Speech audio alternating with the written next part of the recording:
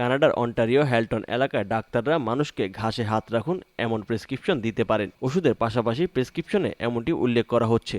সরকার তাতে অনুমোদন দিয়েছে। মানুষ এটা খুব ভালোভাবে গ্রহণ করছে। কনজারভেশন হ্যালটন, হ্যালটন হেলথ কেয়ার এবং পার্কস মিলে এই উদ্যোগ চালু করেছে, যার মাধ্যমে প্রকৃতির প্রেসক্রিপশন পাওয়ার ক্ষেত্রে ওই অঞ্চলে সংরক্ষিত এলাকার 10টি ফ্রি ভিজিট পাওয়া যাবে। প্রকৃতি থেকে বিচ্ছিন্ন হয়ে টাটকা বাতাসে হাঁটা অত্যন্ত গুরুত্বপূর্ণ। তিনি উল্লেখ করেন যে 75% প্রেসক্রিপশন মানসিক স্বাস্থ্য সম্পর্কিত।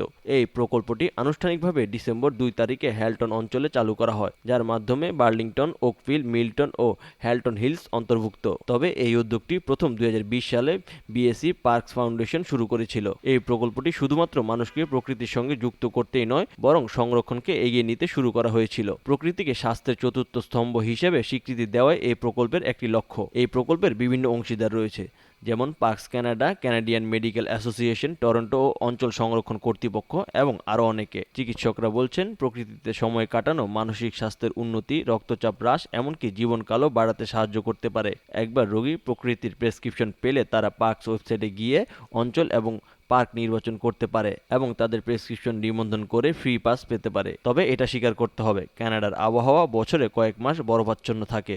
এরই মধ্যে কয়েকশো মানুষ এই সেবা থেকে উপকৃত হয়েছে, যেটা কানাডার অন্য অঞ্চলেও ছড়িয়ে দেওয়ার কাজ চলমান রয়েছে।